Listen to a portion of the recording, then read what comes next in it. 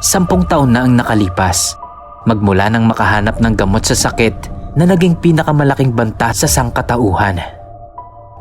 10 taon nang namumuhay ang mga tao sa kapayapaan. Tapos na ang paghahasik ng takot ng necrovirus sa sangkatauhan para sa mga survivor nito. Pero, posible kayang magbalik ito? Kung muli nga itong bumalik, magagamot din kaya agad nila ito? O babalik ito na may kakaiba ng lakas? Maging parehas pa din kaya ang mga sintomas nito? O mas matindi na? Paano ito kokontrolin at lalabanan ng sangkatauhan?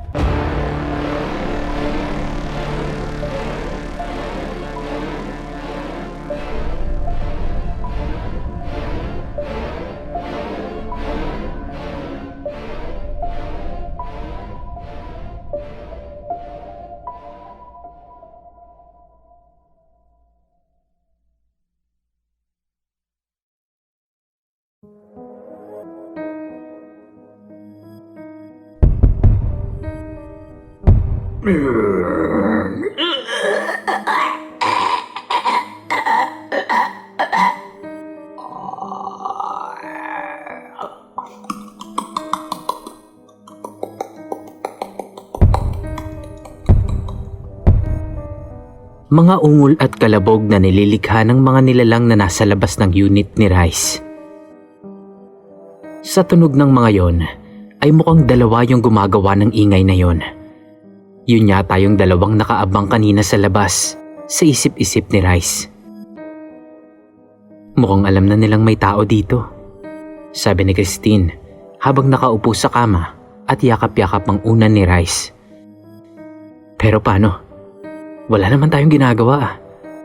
Maingay ba tayo? Tanong ni Rice habang nasa lapag at naghahanap ng active na channel. Halos lahat kasi ng channel nun ay nagsipag-standby na. Ewan ko, sabi ni Christine. Teka, sabi ni Rice, sabay takbo palabas ng kwarto. Bigla niyang naisip na kahoy na pintuan lamang ang pumipigil sa mga infected na makapasok sa unit niya. Kailangan niyang harangan yon. Agad niyang itinulak ang sofa niya patungo sa pintuan habang iniiwasan na makalikha ng anumang ingay. Takot naman ako sa'yo. Bigla-bigla kang... Oh! Napatigil si Christine nang makita ang ginagawa ni Rice. Nang matapos iyon, ay isinunod niya namang iharang ang maliit na drawer kung saan orihinal na nakapatong ang TV niya. Pagkatapos masigurong maayos at matibay na ang hinarang niya, ay pumunta naman siya sa bintana, sa side na malayo sa pinto upang sumilip sa labas. Tama nga si Christine, 2 infected ang nasa pintuan. Sinubukan niyang tignan ang koridor kung meron pang iba, at sa kabutihang palad naman ay wala naman na. Tanging ang 2 kumakalabog lamang sa pinto ang naroroon. Inobserbahan niya ang itsura ng mga ito. Kilos, postura, at kung ano pang makikita niya. Una niyang napansin ang linya na gawa ng tumutulong dugo sa pisngi ng isa sa mga ito. Sinundan niya yun ng tingin pataas at ganoon na lamang ang gulat niya. Nakadilat ang mga mata nito. At kahit side view lamang ay kitang-kita ang mga mata nitong grabe sa pamumula. Kita din na doon nanggagaling ang mga dugo sa pisngi nito. Namumutla ang balat at tila wala sa mga sarili. Parehas na nakaputing t-shirt ang mga ito. Ang kinaiba lamang ay ang kanilang mga pang-ibaba. Ang nasa kanan o ang mas malapit sa lugar ni Rice ay naka-shorts lamang. Samantalang ang isa naman ay nakapantalon. Madaming talsik ng dugo sa damit ng mga ito. Pero may porsyon ng damit nila ang pinakamalala. Ang naka-short na infected ay may malaking mantsa ng dugo sa balikat at ang isa naman ay nasa tagiliran. Naisip ni Rice na baka doon sila nakagat, katulad ng napanood niya kani-kanina lamang. Inobserbahan naman ni Rice ang kilos nila at napagtanto niyang Tama na naman ang sinabi ni Christine. Nakatingin lamang sila sa itaas. Marahil ay wala na silang makita, kaya ganon ang postura nila.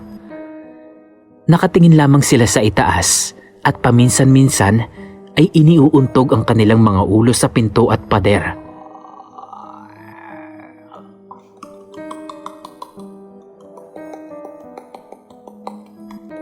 Christine, mahinang pagtawag ni Rice.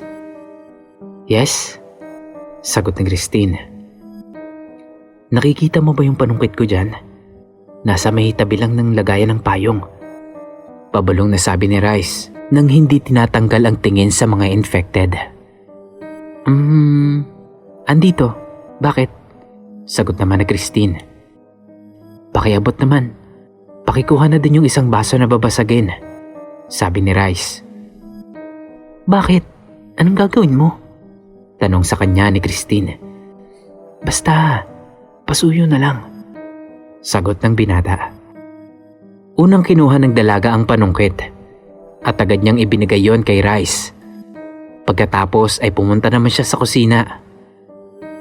Patuloy pa rin pinagmamasdan ni Rice ang mga infected sa labas ng kanyang unit. Patuloy pa din ang ganoong aksyon nila. Maya-maya pa ay nakarinig siya ng pagbagsak. Sa tingin niya ay nakabasag si Christine ng pinggan o baso. Pero hindi lang ang tunog na yon ang gumulat sa kanya.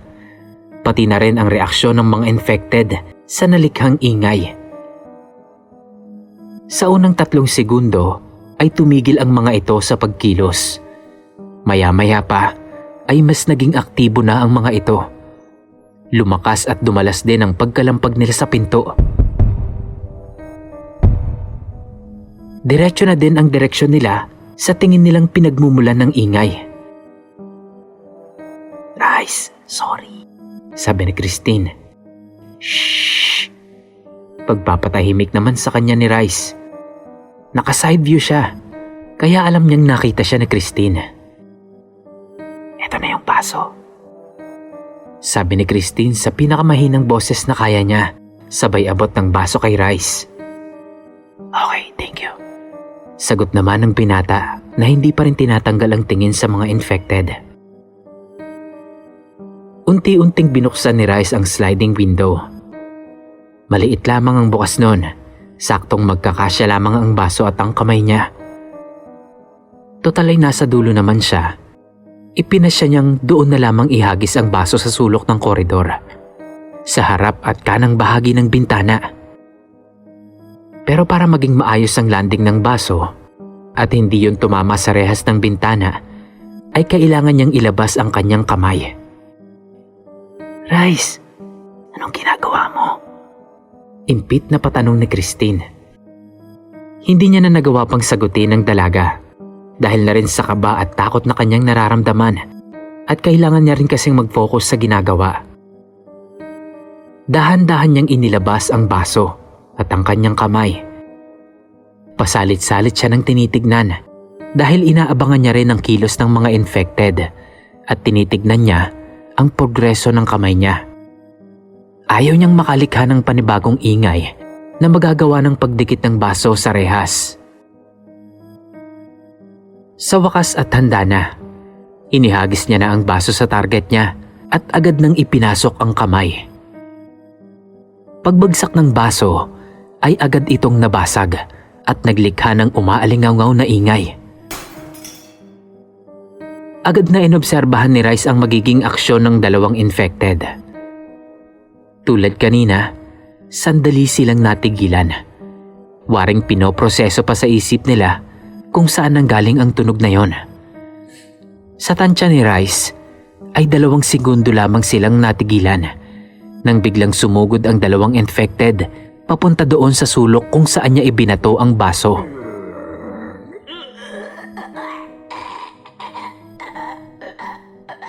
Ikinagulat ni Rice ang bilis ng mga ito, kaya naman napaatras siya ng kaunti. Nagsiksikan ang dalawang infected sa sulok kung saan nabasag ang baso. Panay ang hablot ng mga ito sa kung anong nandun.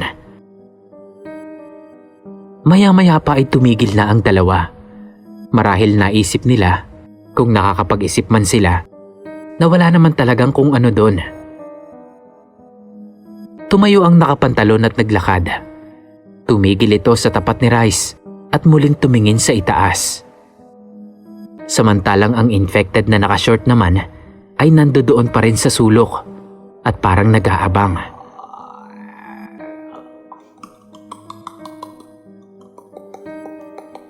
Unti-unting inilabas ni Rice ang dulo ng payong. Gusto niyang sundutin ang infected gamit ang dulo nito upang malaman kung mayroon ba itong magiging reaksyon. Naisip niyang mapanganib ang gagawin niya. Pero dala ng seguridad ng rehas ng bintana ay lumakas ang kanyang loob. Rice, anong ginagawa mo? Mapapahamak mo lang tayong dalawa eh. Pabulong, ngunit naiinis na pagkasabi ni Christine. Isinantabi lang ni Rice ang sinabing iyon ni Christine at itinuloy ang balak niya. Nang maidikit ang dulo ng payong sa tiyan ng infected, ay mabilis na tumingin si Rice sa mukha nito upang makita ang magiging reaksyon nito. Ngunit parang wala namang nangyari. Inulit pa ulit ni Rice ang pagsundot sa tiyan nito. Ngunit ganun pa rin. Parang walang nangyayari. Sinubukan niyang lakasan ang ginagawa niya. Ngunit napaurong niya lamang ang infected. Nakatingin pa din ito sa itaas. Hinila at ibinalik na ni Rice ang kanyang payong paloob. At dahan-dahan niyang isinara at inilak ang sliding window. Ano bang ginagawa mo? Gusto mo na bang mamatay? Pues wag kang mantang. Agad na tinakpan ni Rice ang bibig ni Christine. Hinawakan niya ito sa tagiliran upang pigilan sa pagpupumiglas at agad na madala ito sa kwarto niya. Nang makapasok na sila, ay agad niya rin itong binitawan at sa kanya inilak ang pinto. Ano? Rapist ka na rin ngayon, ha? Lalaban ako. Hindi ko hahayaang ma-rape mo ako. Sabi ni Christine habang papalayo kay Rice. Napasandal at napaupo naman agad si Rice sa pader na nasa gilid ng pintuan. Sobrang hingal na hingal siya. Hindi niya namalayan na sa pag-iwas niyang makalikha ng anumang ingay, ay maski ang paghinga niya ay nalimitahan niya din. Kumalma ka nga. Wala akong balak sa'yo, no? Yun lang kasi ang naisip kong paraan para tahimik kang makapasok dito. Ang ingay-ingay mo kasi. Nakita ni Rice ang naging reaksyon ni Christine matapos niyang sabihin iyon. Mukhang napahiya ito, pero agad ding tinapangan ang muka. Eh di sana sinabi mo, di ba? Sabi ni Christine. May nadiskubre ako, sabi ni Rice upang maisantabi ang usapin kanina. Tingin ko alam mo na tong una. Hindi sila nakakakita. Dumudugo ang mga mata nila. Tingin ko yun ang dahilan kung bakit hindi sila nakakakita. Parang nagsiputukan ang mga ugat nila sa mata. Napansin ko nga din yun sa ibang nakita ko kanina. Sagot naman ni Christine. Isa pa, hindi ko alam kung naobserbahan mo to kanina. Pero nung sinundot ko ng payong yung infected, wala siyang kibo. Maski nung napagalaw ko na siya, wala pa rin. Dugtong pa ni Rice. Wala silang sense of touch. Wala din silang sight. Sagot naman ni Christine. Exactly. Pero nakita mo ba yung reaksyon nila sa tunog? Tanong ng binata. Hindi masyado. Ayokong lumapit eh. Pero narinig ko. Sabi naman ni Christine. Noong nagkukwento ka sa akin kung paano ka napunta dito, sabi mo, paglabas mo ng bahay, marami kang nakita. Pero nakatingala sila. Pero nung may sumigaw sa likuran mo, agad silang tumakbo sa direksyon mo. Tama? Kanina, bago ka palang makabasag sa kusina, sinusubukan na nilang makapasok sa pinto.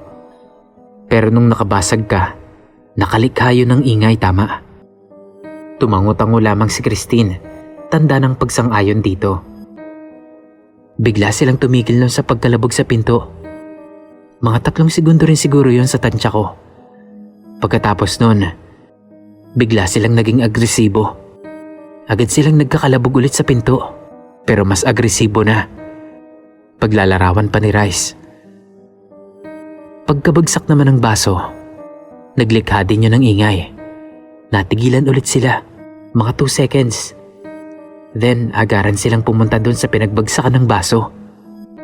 Dugtong pa ni Rice.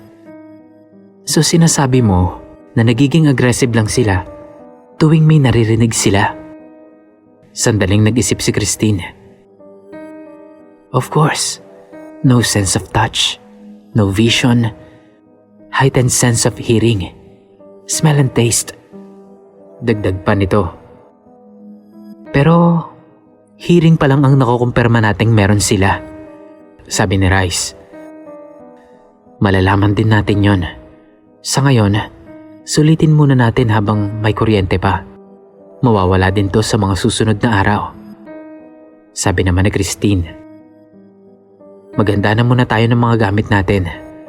Yung mga dadalhin natin in case na kailanganin na nating umalis dito. Mas magandang ma-ready natin bago pa mawala ng kuryente, sabi ni Rice. Teka, curious lang ako. Naiintindihan ko kung paano ka napunta sa konklusyon na hindi sila nakakakita at malakas ang pandinig nila. Pero yung pagsundot mo sa kanila gamit yung payong, ano namang pumasok sa isip mo para subukan yun? Hindi ba masyadong risky yun para lang malaman kung may sense of touch sila? Tanong ng dalaga. Actually, hindi ko rin alam kung valid itong rason ko. Pero naisip ko lang, kung in the near future, kailanganin nating harapin ang mga infected na yan, at least alam natin kung anong kaya at hindi nila kayang gawin. At kung iisipin mo kasi, tao din naman sila bago sila naging infected. Gusto ko lang malaman kung magagamit ba natin lahat ng senses nila, dahil mukhang hindi na din sila nakakapag-isip ng maayos. Malay mo naman, magamit natin tong knowledge na to sa hinaharap para makaiwas sa kanila o sa kung ano pa mang paraan. Mas maganda ng alamin at gamitin natin ng maayos ang barahang meron tayo, sagot naman ni Rice. Sapat na ang mga napanood niyang movie kasama si Randy para masabing zombie apocalypse na ang nangyayari. Ngunit hindi siya buong loob na aasa sa mga pelikula. Iba ang realidad mula sa pelikula. Kailangan niya munang kumalap ng mga sapat na data tungkol sa mga infected na kinakaharap nila upang makapagplano ng maayos. Napaisip si Christine, ngunit sumang-ayon din naman ito. Itinuloy na nila noon ang dapat na gagawin. Nahanap ni Rice ang 3 malalaking backpack niya. Nagsilid siya sa isa sa mga yon ng ilang mga canned goods, damit, flashlight at kung ano pang tingin niya ay kailangan. Nakapili naman si Christine ng isa sa 3 bag. Napansin ni Rice na magaan lamang ito. Siguro ay dahil na rin alam niya na wala namang gaanong gamit si Christine. Kaya napagpasyahan niya na bigyan na lang ito ng ilang mga damit niya. Lumipas ang buong araw. Gabi na. Tapos na din ang 2 sa paghahanda ng mga gamit. Oras ng matulog. Pinili ni Rice na maglatag na lamang ng kumot sa lapag sa tabi ng kanyang kama upang doon matulog. At si Christine na lamang ang sa kama niya. Hindi na namalayan ni Rice kung anong oras siya nakatulog. Daddy? Mami? Kuya? Kayo ba yan? Sabi ni Rice habang nakatingin sa 3 nilalang na nasa harapan niya. Pamilyar ang tindig at hugis ng mga ito. Hindi niya lamang mamukhaan ang mga ito dahil sa kadiliman ng paligid. Bakit wala kang ginawa? Ang pamilyar na boses ng ina ni Rice habang humihikbi ito. Hindi mo man lang kami tinulungan. Ang ama naman niya ang nagsalita. Wala kang kwenta. Sabi naman ng Kuya Andrew niya na parang gigil na gigil at nagkikisay pa ang katawan. Sorry po. Sorry po talaga. Umiiyak namang sagot ni Rice. Wala nang magagawa ang sorry mo. Sabay-sabay na nagsalita ang tatlo, kasabay ng pagkikisay ng kanilang mga katawan na para bang hindi mapakali at handa nang umatake. Isasama ka na lang namin. At sabay-sabay nga silang tumakbo patungo kay Rice. Rice? Rice? Uy!